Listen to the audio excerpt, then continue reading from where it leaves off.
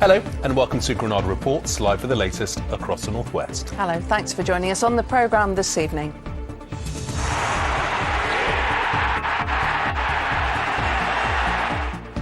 A special goal for a special little boy. Emotional scenes to remember 5-year-old supporter Nate, who died on Monday. His dad grieving but grateful. The love's just resonated through so much, and that's part to the club, the fans, everyone. The court battle over the life of a teenage boy. William's mum is fighting for him to have the kidney transplant she says could save his life. Running up that hill, what inspired Oliver to move mountains on the Isle of Man. And some footballers do know how to treat cats. This is feline care the Wigan way. Well, first tonight, and emotional scenes as a whole football ground paid tribute to a 5-year-old fan who died from cancer. Nate Gidman loved Tranmere Rovers and the club loved him. Supporters and players were deeply upset to hear about his death. So they dedicated last night's League Two game on their home ground to him. And despite the sadness, it became a celebration of his short life. Nate's grieving dad, Phil, spoke to our reporter Tim Scott about his brave little boy who'll be missed and remembered by so many. A little boy who lost his life to cancer, but who will be remembered by far more than just his immediate family.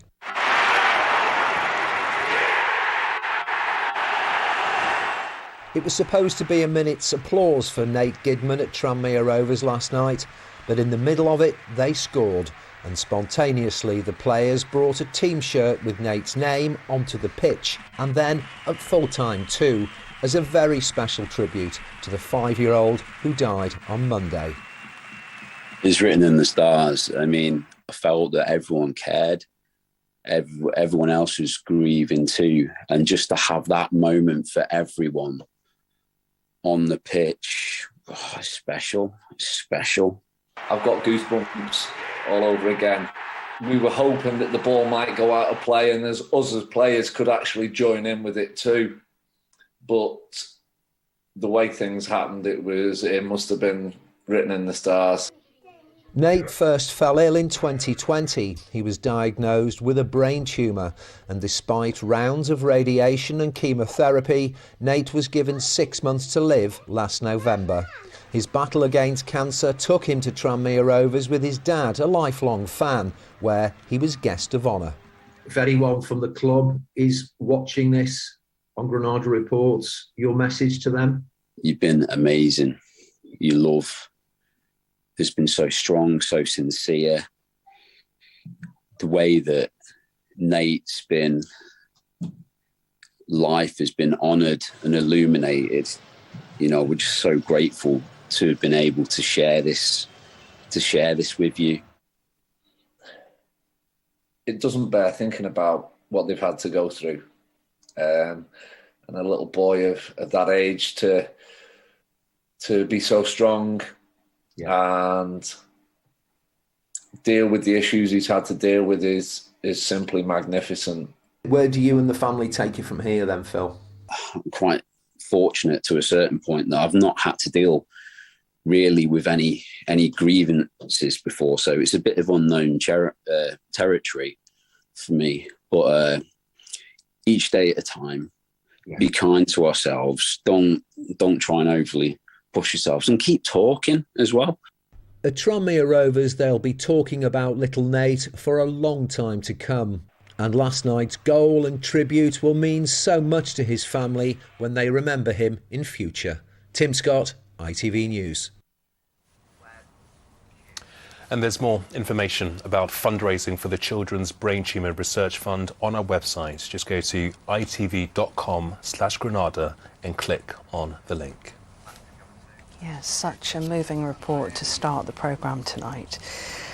Well, let's move on now. Next night, the mother who says that she's fighting to save the life of her autistic son who's being treated in hospital for a severe kidney disease. Yeah, William Verdon from Lancaster is 17. He's under the care of the Royal Manchester Children's Hospital.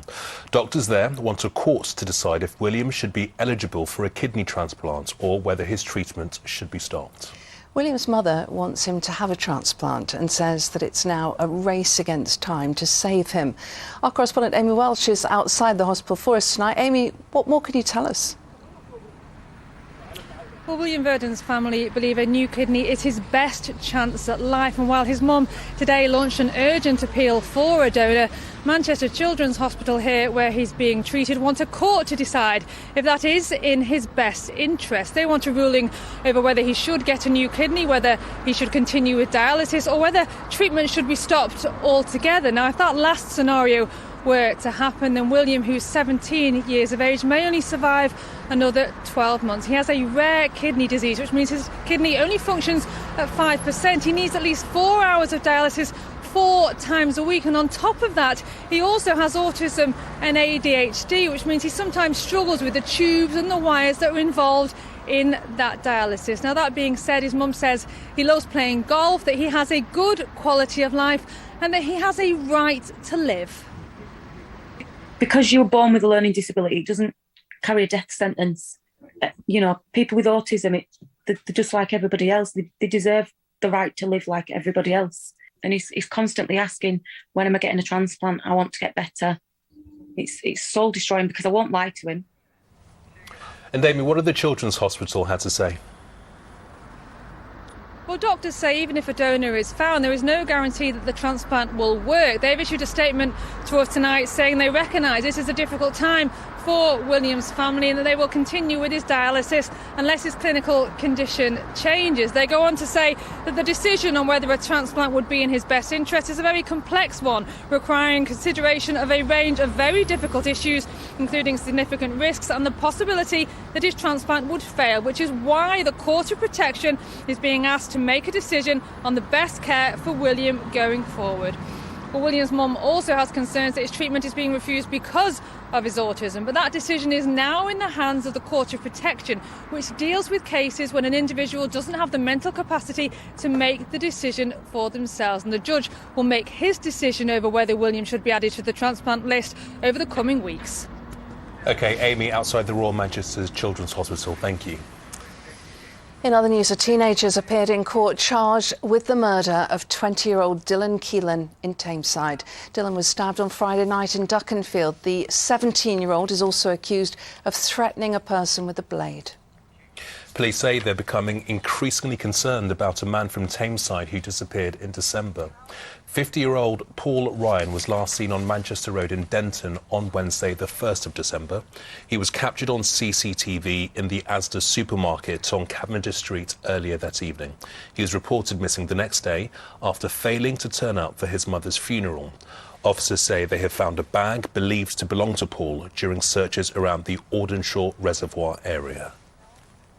We are particularly interested in hearing from anyone who's seen Paul since 9 p.m. on Wednesday the 1st of December 2021, particularly in the area around Audenshaw Reservoirs, or who has become friends with him and is aware of his whereabouts.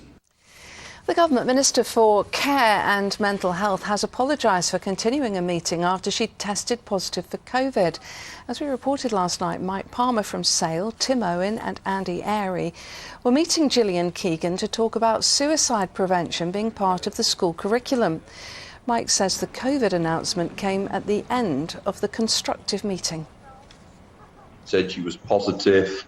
And from then, really, she was waiting for her coat and waiting to leave the building. But she continued to talk for a little while while wearing a mask, etc., by the doorway. We'd been socially distanced anyway. Well, next tonight, and coming out of an anaesthetic or coma can be a confusing experience, and looking after a patient at that time demands highly specialised skills. Well, tonight we're meeting some of the apprentices from our region who've become the first in the country to become qualified specifically for that role in hospitals. They are operating department practitioners and they've just graduated thanks to a course developed at the University of Bolton and a number of the region's hospitals. One mum of 3 from Wigan says without the apprenticeship, she would never have achieved her dream of getting a degree. Our correspondent Elaine Wilcox caught up with the newly qualified ODPs. It is a highly specialised role and our region is leading the way, training the next generation of operating department practitioners. And when you first started, was this a terrifying machine? Yeah, these terrified the life out of me, just because I thought, how am I going to check these independently? Leona Radcliffe talks me through the anaesthetic equipment. She completed her degree while looking after COVID patients at the Royal Bolton Hospital. ODPs are often the first person a patient will see waking from a coma or surgery. So we have to build that rapport and that trust and be that friendly face before somebody goes to sleep. And we are also that person somebody sees when they wake up, whether that be on critical care or in recovery here. 3 years ago, I never expected to be studying a degree throughout a pandemic, but I've done it and I'm really proud of myself. So just slip you off to sleep now? NHS doctors have also tutored on the course using the university's simulator facilities. Leona and her colleagues have been an absolute credit to the NHS in the North West. They, without doubt, have made a difference when, as you say, they could have taken that opportunity to stay at home, studying remotely, and have adapted and overcome these problems with everybody else whilst also being a student. It's incredible to see. I'm a mum of 3 and a grandma. Lisa Harrison has worked in the NHS in Wigan for 15 years, and the degree apprenticeship allowed her to achieve her dream. And how supportive have your colleagues been? They're very, very supportive. They've all been fantastic, yeah. And it's lovely to go back to the trust that I've worked for all these years, and for them to see me come back as a qualified practitioner. And it has spurred a few people on to move forward and hopefully achieve the apprenticeship. Does it make it even more sweeter for you all that you've done this through the pandemic and you've graduated? I just don't think we could have written it, if I'm honest. When I started it, I didn't think that what we went through would have happened. Yeah, so it made us stronger as a cohort, because we was all going through the same thing. It made us, the department, work more together, and I'm proud to be a part of it. At a time of unprecedented pressure in the NHS, these apprentice ODPs continued their training, learning to work in high-pressured situations and supporting each other.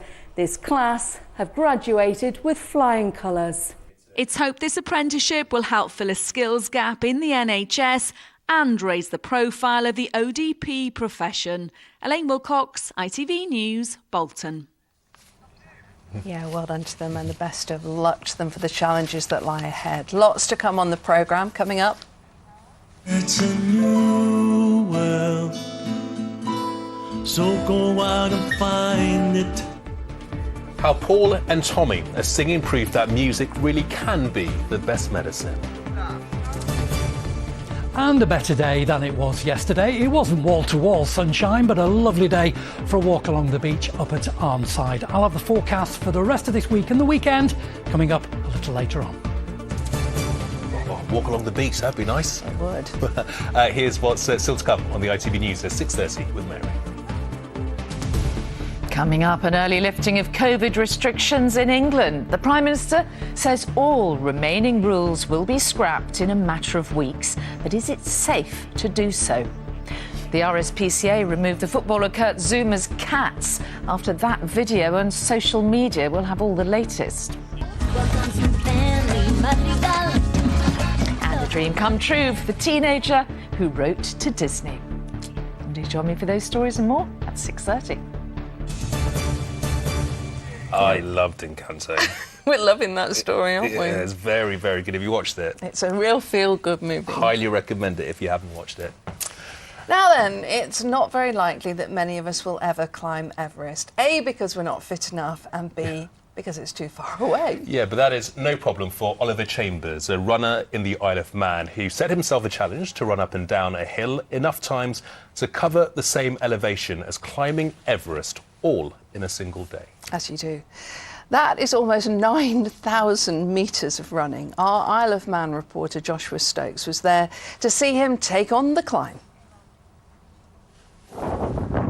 A 4 a.m. start for a formidable challenge, climbing the height of Mount Everest in a single day. It was just a bit of a random idea, really. Quite a lot of cyclists were doing it in lockdown, and then as I looked more into it, I saw that a few runners had been doing it. So I thought, why not? The challenge involves hiking up and down the Manx Hill Erie Cushlin. Not once, not twice, but 22 times. Just trying to eat and drink as much as I can, really, and keep myself fueled. And then just, starting to feel quite tired now, so just trying to keep my mind going as well. And it's all to raise money for I'll Listen, a charity focused around mental health and one that's run from within the family. I'm super proud of him. I'm super proud of everything he does. It ties in with the work we do at I'll Listen, which is about mental health, learning to look after your mental health, and all about resilience. We're really busy now. We're getting about 40 plus referrals a week of young people. So the profile to tell people about what we do, but also to bring in the funding is amazing. They're doing great work on the Isle of Man, trying to help younger people and people in the workplace, and they're trying to make up for the strain that the government mental health services are currently under. And after 16 and a half hours and a Herculean effort, he's proven there ain't no mountain high enough if you put your mind to it. Joshua Stokes, ITV News in the Isle of Man. Brilliant. No wonder he sounded so pleased. Well done to him. And Josh is quite keen for us to tell everyone that he also climbed up that very big hill. There he is with his full camera kit, and that's not light to carry. Here he is at the top looking quite pleased with himself. Perhaps we should point out, though, that he only did that once, not 22 times. The match at Sheffield Wednesday was put on pause last night for a four-legged feline fan who'd found its way onto the Hillsborough pitch, expertly escorted to safety by Wigan defender Jason Kerr. And that cat is called Topsy and had been missing for 8 months and has now been reunited with her owner. Oh, well done to Jason. That was a lovely story. Where's he been? Where's Topsy been? Thanks, Chris. Love a happy ending. Two singers-songwriters from Liverpool who are living with Alzheimer's have recorded a song to help others diagnosed with dementia not to lose hope. Yeah, they're Paul Hitchmo and Tommy Dunn, who are in their 60s. They were diagnosed with the disease years ago. Both say that writing and playing music helps them to stay ahead of many of its effects. Their song, Brave New World, is now part of a nationwide project trying to find ways for people living with dementia to live better lives. Our correspondent Rob Smith met the musicians at a recording studio. It's a new world, so go out and find it. Finding their way in a world changed by dementia, two singer-songwriters from Liverpool. Paul Hitchmo and Tommy Dunn hope their latest work gives hope to others.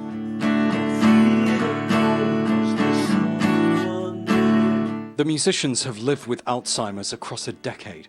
Now they've recorded Brave New World as part of a research project finding ways to help those living with dementia live better for longer. It's a journey that can go two ways. One, you can sit on the couch and let dementia come and take you. Or two, you can go out into the world and face the world. And we know that by doing things, it helps us to stay ahead of dementia. So dementia's chasing us. We won't let it catch us. Music resonates right across the board for people living with dementia. Even those at the later stage, they can still remember almost where they to the year where they were, when they heard that song. Now if I've got dementia and I go on a train to Southport, people say to me, "Oh, how did you get there?" I said, "I get on the train and I sit." Seeking humour, support and inspiration from within the dementia community are all at this project's heart. The song's key to reinforcing those messages disease experts say, which are crucial for the newly diagnosed. The general representation we have of dementia is of the very late stages, the very advanced stages, and often at diagnosis, people worry that they're going to experience immediate decline. And actually, our data doesn't show that. It suggests that the majority of people can stay with a good quality of life for some time. There's so many things that you can personally do, whether it's staying active, making sure you're seeing friends and getting that peer support, carrying on having conversations, or as the lyrics of the song say, keep on doing all the things that you do. It's crucial.